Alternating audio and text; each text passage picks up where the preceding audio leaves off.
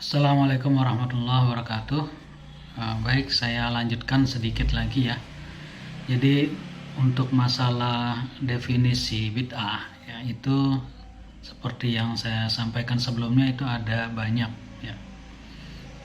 Karena memang istilah bid'ah itu sendiri kan memang tidak dijelaskan oleh Rasul ya, sehingga ada interpretasi dari ulama-ulama. Nah, ulama-ulama ini kemudian berbeda-beda ya dalam mendefinisikannya.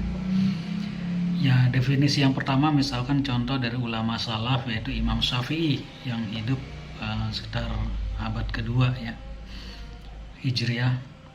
Beliau menjelaskan bahwa al bid'ataini. Bid'ah itu ada dua ya, ada dua macam bid'ah. Bid'atain. Ya, ahaduhuma yang pertama itu al bid'atu mahmudah, ya, bid'ah yang terpuji. Apa itu bid'ah yang terpuji? Beliau menjelaskan yaitu bid'ah yang dia itu sesuai dengan Al-Quran dan Sunnah ya. Kemudian yang kedua bid'atul mazmumah ya, bid'ah yang tercela ya, yaitu bid'ah yang mukhalifatun li hukmi syar'i ya, mukhalifatun bil Qur'ani wa sunnati Rasul, yang bertentangan dengan Al-Quran dan Sunnah. Nah, itu Imam Syafi'i ya, dibagi dua. Bisa nggak salah ya, bisa aja, yang namanya manusia, tapi ini kan ranah ijtihad ya. Beliau ulama salaf. Kemudian definisi dari ulama yang lain ya, misalkan pemimpinnya para ulama yaitu Syekh Izzuddin bin Abdussalam ya. Itu membagi bid'ah itu ada 5. Bid'ah yang wajib, bid'ah yang sunnah, bid'ah yang mubah, bid'ah yang makruh, dan bid'ah yang haram ya, beliau bahkan 5 ya gitu. Nah sekarang yang biasa dipakai oleh sebagian teman kita yang sangat ketat ya dalam masalah bid'ah ya, sehingga kadang-kadang juga menimbulkan masalah, itu yang dipakai adalah rumus atau ta'rif atau definisi yang disampaikan oleh Imam Asy-Syatibi ya. Imam Asy-Syatibi ini kalau nggak salah abad ke ya 7 Hijriah ya. Jadi abad ke-7 Hijriah atau ke-8 bahkan ya. Jadi bukan generasi salaf ya. Bisa benar nggak? Bisa. Bisa salah nggak? Bisa juga ya. Beliau mendefinisikan thariqatu fiddin muhtara'ah tadahi asyariyah. Bid'ah adalah jalan dalam meniti kehidupan beragama ya. Yang jalan itu merupakan sesuatu yang dibuat-buat dan menyerupai syariat. Yaqsidu bisuluk 'alaiha al-mubalaghah fit ta'abudillah, dengan tujuan berlebih-lebihan dalam ibadah kepada Allah. Nah, ini definisi dari Imam Asy-Syatibi ya. Nah, definisi yang mungkin dalam perkembangan ini cocok ya, atau lebih tepat ya, yaitu al-bid'atu hiya mukhalifatun amrus syari ya. Bid'ah adalah ya sesuatu yang menyelisihi perintah syara yang bagaimana? Allazi waradat lahu kaifiyatu adaan, yaitu perintah syara yang ditunjukkan atau dijelaskan padanya itu kaifiyat, tata cara penunaiannya ya, gitu. Nah, ini definisi dari ulama kontemporer yaitu Syekh atau Abu Rustah. Nah, jadi tentang definisi itu kan memang harus sesuai dengan kriteria yang terbaik, yaitu harus jami wa mani ya. Jami itu mencakup, mani itu membatasi ya. Jadi batasannya. Nah, mungkin sedikit ilustrasi yang mengenai jami dan mani. Jami itu Jadi dia melingkupi semua yang ingin didefinisikan, ya, mencakup semua yang didefinisikan. Jadi ya yang akan didefinisikan itu apa, ya, kemudian definisi itu harus mencakupnya. Misalkan contoh ya, ini sebagai untuk menjelaskan tentang jami ya. Jadi mobil itu kan ada yang namanya mobil itu dia punya mesin ya. Mobil itu rodanya 4 ya, dia kendaraan bermesin beroda 4 kan. Ada yang setirnya di kanan, ada yang setirnya di kiri. Nah, kalau kemudian diberi definisi mobil itu apa ya, definisi mobil itu apa, misalkan kemudian definisinya mobil adalah kendaraan yang memiliki roda 4 bermesin dengan setir di sebelah kanan.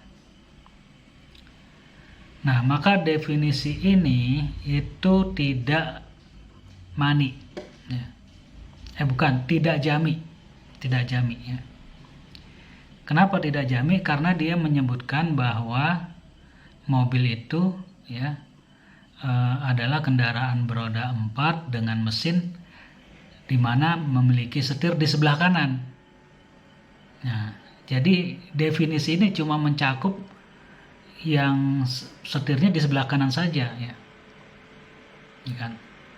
Padahal ada yang di sebelah kiri setirnya. Kalau mobil-mobil Eropa itu kan sebelah kiri. Nah, berarti definisi yang tadi itu ya, itu tidak jami. Ya, karena tidak mencakup semuanya. Ya. Harusnya supaya jami dihilangkan itu ada setir di sebelah kanannya itu dihilangkan. Ya. Jadi menjadi mobil adalah kendaraan yang beroda 4, ya, bermesin dan memiliki kendari berupa setir. Udah gitu ya. Jangan disebut sebelah kanan. Kalau sebelah kanan jadi nggak jami ya. Itu contoh jami ya. Kemudian bagaimana mani ya? Kalau mani itu membatasi, membuang semua yang tidak di dalam sesuatu yang ingin didefinisikan ya, harus dibuang. Nah, jadi misalkan contoh mobil tadi ya, mobil kita ingin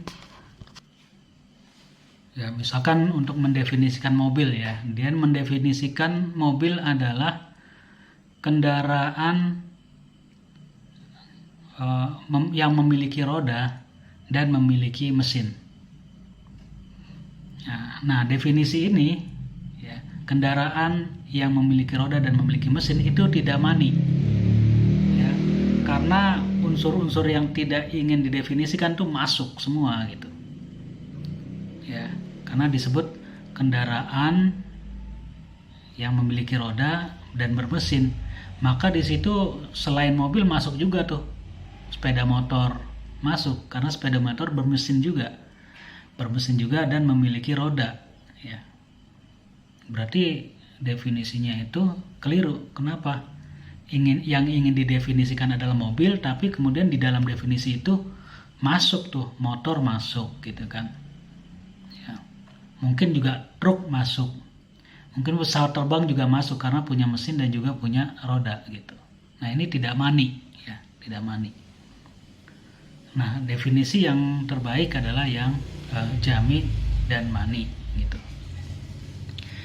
Nah, sekarang misalkan kita coba cek ya definisi dari Imam Syatibi ya.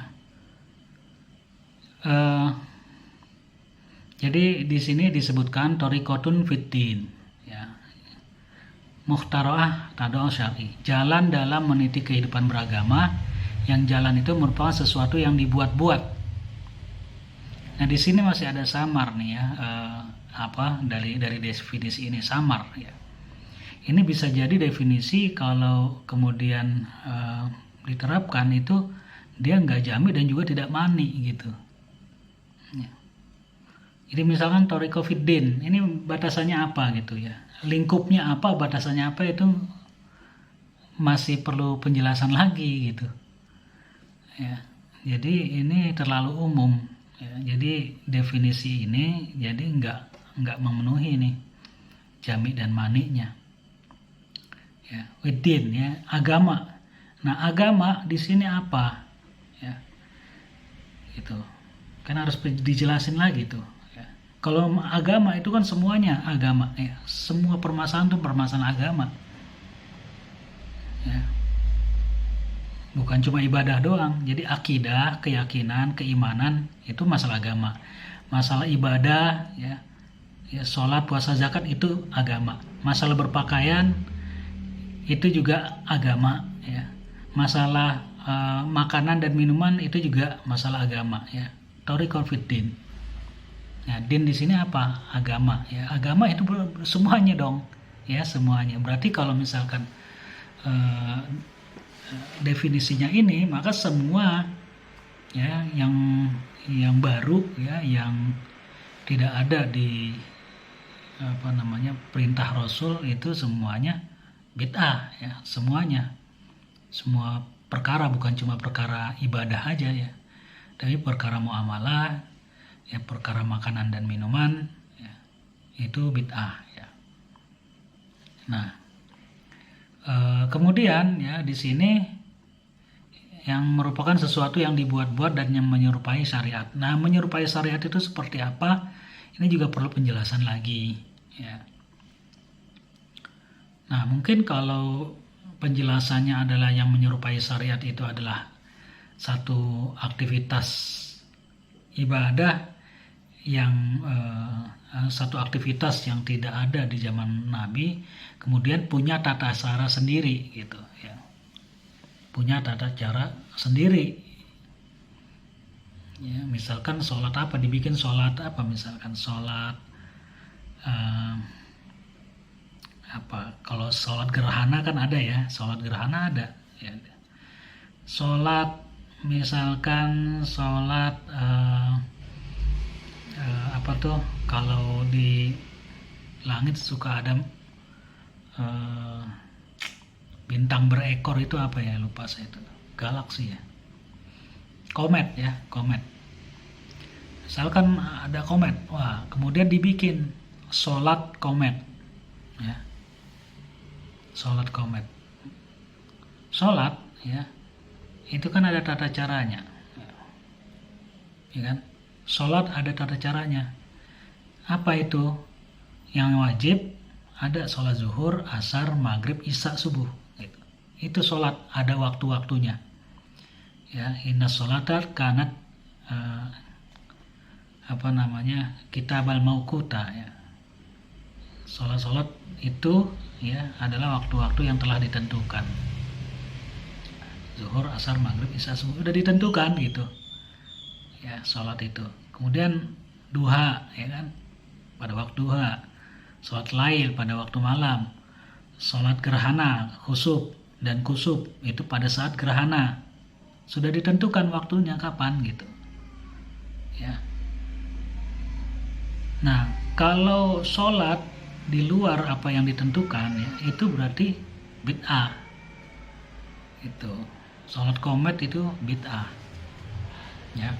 Sholat komet heli berapa rakaat, 2 rakaat misalkan ya. Itu juga bid'ah ya, karena dia menyelisihi tata cara sholat ya. Tata cara sholat sudah dijelaskan, yaitu ada waktu-waktunya ya. Nah, kalau menyerupai syariat seperti itu ya, menyerupai syariat ya. Kan ada syariat sholat khusuf ya. Nah, ini nggak ada syariat sholat komet heli, nggak ada ya. Ketika diadakan berarti itu menyerupai syariat ya. Nah, itu kalau menyerupai syariat itu maksudnya seperti itu, ini pas gitu kan. Tapi kalau misalkan satu aktivitas ya, misalkan baca Yasin tiap malam Jumat, nah ini apa masuk kategori membuat satu ibadah yang menyerupai syariat? Ya, apa itu gitu? Kalau baca Yasin kan enggak ya, baca Yasin, Quran yang dibaca itu. Ya, bukan ya. Ya bahkan hukum membaca Yasin tiap malam Jumat itu hukumnya mubah, boleh. Ya, karena membaca Yasin malam Jumat, ya bukan malam Jumat saja sebetulnya, di dalam hadis itu dikatakan bahwa membaca Yasin pada tiap malam, membaca Yasin pada malam hari, maka pagi harinya akan mendapatkan ampunan. Ya, jadi ada keutamaan, yaitu mendapatkan ampunan, dan juga mungkin keutamaan yang lain.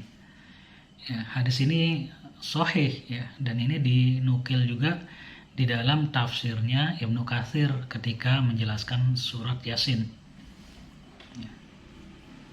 Jadi membaca surat Yasin pada malam hari ya, itu akan mendapatkan ampunan di siang harinya, di pagi harinya. Ya, berarti ini membaca Yasin itu bukan hal yang diada-adakan ya, memang ada ada syariatnya gitu ya. Kalau malam Jumat ya, baca Yasin bisa malam Jumat, bisa malam apa aja, terserah kita maunya kapan, bisanya kapan ya. Yang penting tidak kemudian menganggap bahwa pada malam Jumat itu ya baca Yasin tuh spesial ya. Kalau spesial dari sisi itu adalah Sayyidul Ayyam, itu benar, karena malam Jumat juga merupakan Sayyidul Ayyam ya, di dalam hadis yang lain. Nah, jadi seperti itu ya. Nah, kemudian ya, ini definisinya dilanjutkan ya, dan dia dilaksanakan dengan tujuan berlebihan dalam ibadah kepada Allah. Nah, berlebihan ini apa? Ya, ini perlu penjelasan lagi, yang dimaksud berlebih-lebihan tuh yang seperti apa gitu ya. Apakah misalkan orang sholat malam itu ya 100 rakaat itu dikatakan berlebih-lebihan ya, banyak itu, padahal 2 rakaat aja bisa, 8 rakaat bisa. Ini kok sampai 100 itu, apa itu berlebih-lebihan? Orang puasa ya, puasa hari ini puasa, besok enggak, hari ini puasa, besok enggak ya, terus gitu. Itu apakah berlebih-lebihan ya? Nah, ini berlebih-lebihan ini perlu dijelaskan lebih lanjut ya. Kalau yang dimaksud berlebih-lebihan itu adalah menyelisihi apa yang sudah ditentukan ya tata caranya, nah itu benar ya. Jadi kalau menyelisihi apa yang sudah ditentukan tata caranya, itu masuk kategori bid'ah ya. Misalkan dalam sholat subuh dia berlebih-lebihan ya, sholat subuh ya yang tadinya 2 rakaat dia pengen berlebih-lebihan jadi 3 rakaat atau 4 rakaat. Nah, ini berlebih-lebihan. Harusnya 2 kok ditambahin gitu kan, merasa setiap bacaan Quran ya, setiap ruku dan sujud semuanya itu mendapatkan pahala, sehingga makin banyak rakaat makin banyak pahala ya, makin dekat kepada Allah. Nah, ini bid'ah gitu ya. Nah, kalau ini benar ya, sesuai gitu kan. Nah, jadi itu definisi dari Imam Syatibi seperti itu ya. Jadi masih perlu penjelasan sehingga sebetulnya ini definisi yang tidak jami wa mani ya gitu. Wallahu alam ya, ini dari dari pengetahuan saya yang sedikit ini, menurut yang saya pelajari ya, saya pahami demikian. Nah, makanya saya sebenarnya ikut ulama yang mana aja sih ya, yang penting dia ulama, dan menurut penjelasan-penjelasan yang ada, menurut saya mana yang paling kuat itulah yang saya ambil. Nah, menurut saya yang paling kuat itu yang disebutkan oleh Imam Syekh atau Abu Rustoh ulama dari Yordania, ulama dari Syam ya. Jadi beliau mendefinisikan al bid'atu hiya mukhalifatun amrun syari. Jadi bid'ah itu adalah hal-hal yang menyelisihi perintah syara yang di sana ada tata cara pelaksanaannya ya. Perintah syara yang ada tata cara pelaksanaannya, contohnya sholat ya. Sholat adalah perintah syara ya, tata caranya ada ya, disebutkan gitu ya. Waktunya kapan ya, syaratnya apa ya, rukunnya apa ya, itu ada disebutkan. Makanya ketika itu dilanggar ya, maka itu adalah bid'ah. Nah, sementara yang tidak ada tata caranya itu nggak kategori bid'ah. Jadi perintah syara yang nggak ada tata caranya, misalkan perintah yang sebelumnya saya sampaikan ya, dalam jual beli ya, jual beli emas misalkan, itu diperintahkan untuk setara dan kontan ya, setara dan kontan, beratnya setara dan harus tunai, tidak boleh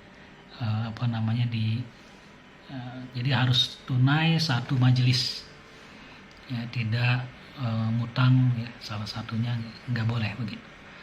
Nah, kalau itu dilanggar ketentuan tersebut ya, dalam jual beli emas itu dia tidak kontan atau beratnya beda, maka di sana ada riba ya, riba. Jadi riba itu bukan dari simpan pinjam meminjam aja ya, ini juga riba nih ya, riba dalam jual beli ya. Jual beli dalam hal ini jual beli emas contohnya ya, itu riba ya, itu haram. Nah, jadi seperti itu. Nanti ada masalah lain, maulid misalkan. Maulid apakah bid'ah itu? Ya tergantung.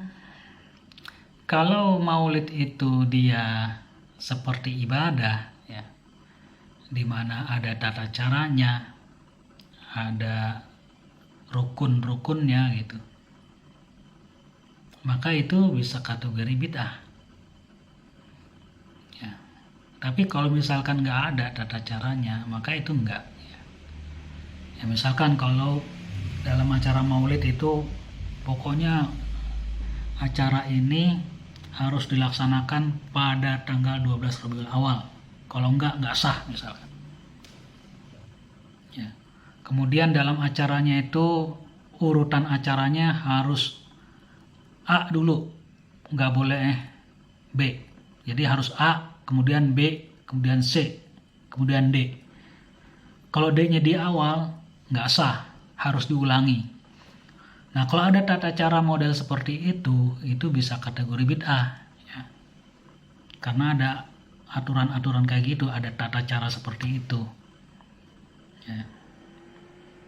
Gitu. Nah, tapi kalau nggak ada berarti bukan bid'ah. Kalau misalkan bebas aja mau gimana acaranya bagaimana, apa ada urutannya atau nggak peduli gitu kan. Ya, atau kalau urutannya itu terkait dengan hukum syariat yang lain, misalkan dimulai dengan pembacaan basmalah ya. Jadi kalau dimulai dengan bacaan basmalah itu nggak bid'ah, karena ada dalil lain bahwasanya memulai segala sesuatu itu dengan basmalah gitu, atau al-fatihah ya. Maka itu bukan bid'ah ya. Nah, lalu bagaimana kalau misalkan maulid itu isinya adalah kemaksiatan, maka itu adalah bukan bid'ah tapi haram ya. Jadi maulid misalkan isinya dangdutan, laki-laki perempuan campur, joget-joget misalkan, maka maulid yang seperti itu bukan bid'ah, tapi maulid kayak gitu itu haram, nggak boleh gitu. Dosa yang melakukan, panitia yang hadir semua dosa ya. Tapi kalau misalkan maulidnya tidak ada tata cara tertentu, kemudian isinya bagus, isinya adalah menasehati, isinya adalah mengajak cinta kepada Nabi, ya, isinya itu mengajak kepada ketaatan kepada Allah, maka itu justru bagus. Ya. Dapat syiarnya juga, itu. Dan insya Allah dapat pahala itu. Ya ini ya sekilas ya, ini pandangan dari, atau mungkin bukan pandangan dari saya ya, apa yang saya pahami dari apa yang saya selama ini pelajari dari berbagai macam ulama ya, dari berbagai macam guru ya, dari berbagai macam pandangan yang saya terima, yang saya baca, yang saya dengar ya, ini kesimpulannya seperti itu. Wallahu a'lam bishawab. Wassalamualaikum warahmatullahi wabarakatuh.